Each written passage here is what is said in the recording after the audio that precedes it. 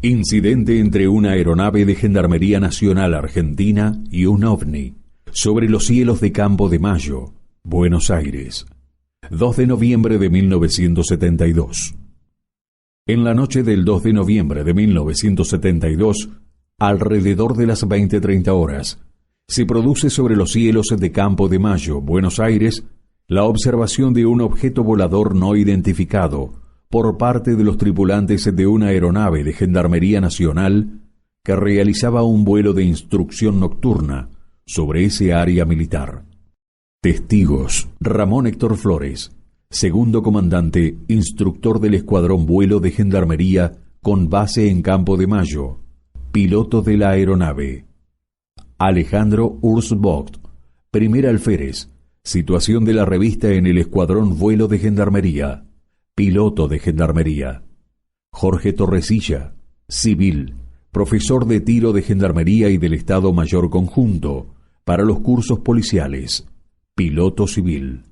Descripción de los hechos.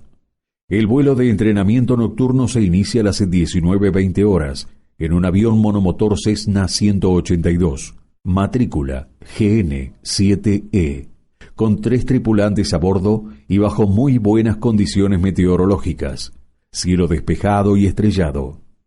Consistía de prácticas de aterrizajes y despegues nocturnos desde la cabecera 36 de la pista de Campo de Mayo. Según el testigo principal, segundo comandante Ramón Flores, el avistamiento del objeto comienza a las 20:30 horas, a una distancia relativa de 35 a 40 kilómetros, a una altura angular de 25 grados con respecto al horizonte y con una orientación noreste.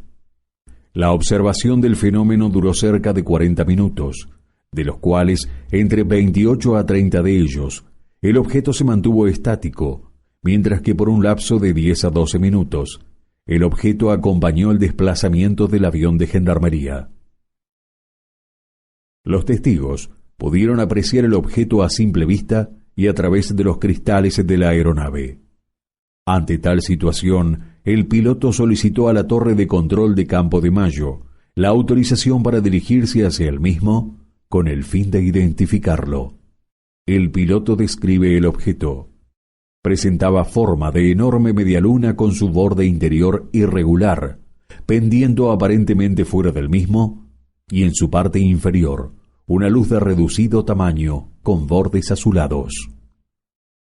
Al recibir la autorización de la torre de control de Campo de Mayo, inicia una aproximación ascendente para identificarlo, y al acercarse a unos 12 kilómetros del mismo, lo caracteriza de la siguiente manera. Presentaba en ese momento una forma casi esférica y bien definida, desapareciendo la luz azulada y el color rojizo del objeto fue tornándose más apagado. Para mejorar las condiciones de observación se apagaron las luces internas y externas del avión.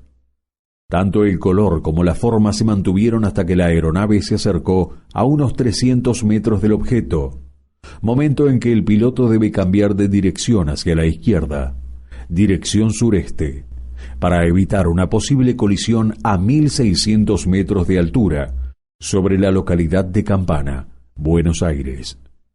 En ese momento es cuando aprecia un cambio en el comportamiento del objeto, ya que durante el viraje evasivo del avión, aquel comienza a acercarse a este último, lo que motivó al piloto a tratar de dejar a este objeto por detrás de su aeronave. Durante dicha maniobra se apreciaron más detalles.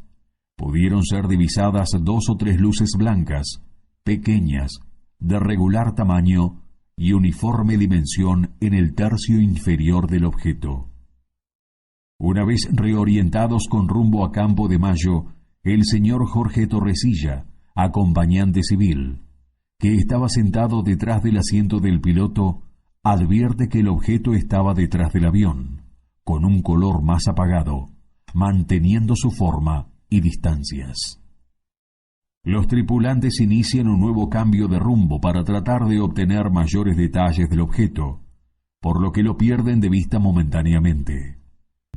Finalizada la maniobra, se consulta a la torre de control de Campo de Mayo sobre la posición del mismo, y es en ese momento cuando el alférez Alejandro Ursvogt descubre la presencia del objeto sobre la misma aeronave, lo que motivó al piloto a descender en espiral hasta los 600 metros de altura.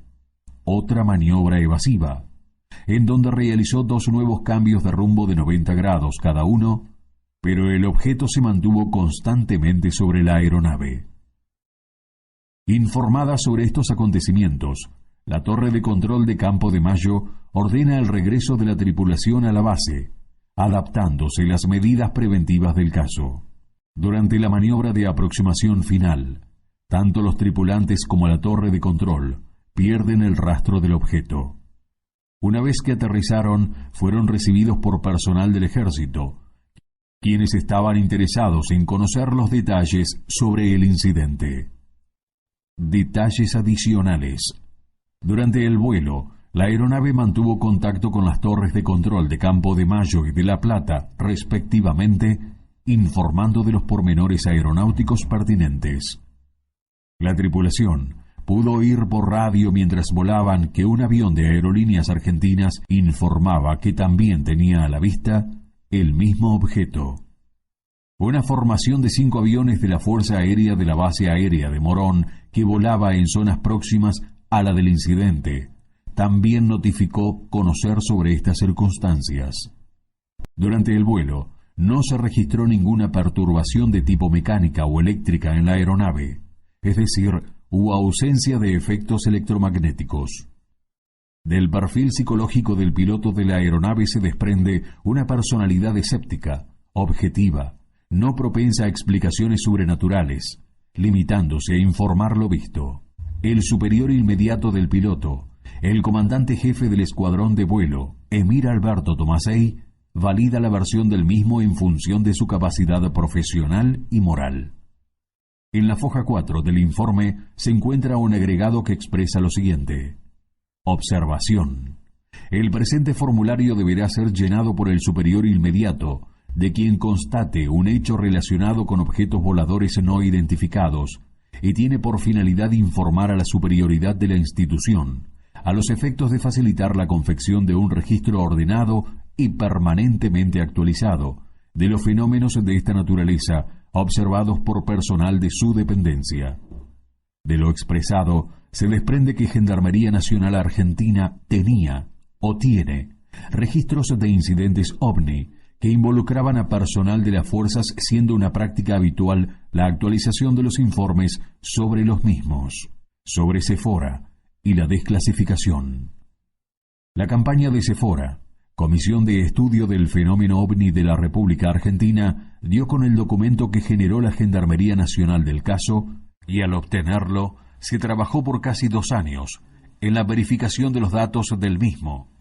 Se obtuvo contacto con 2 de los testigos principales del hecho, el hoy comandante principal aviador, Héctor Ramón Flores, y Jorge Torresilla, acompañante en el vuelo.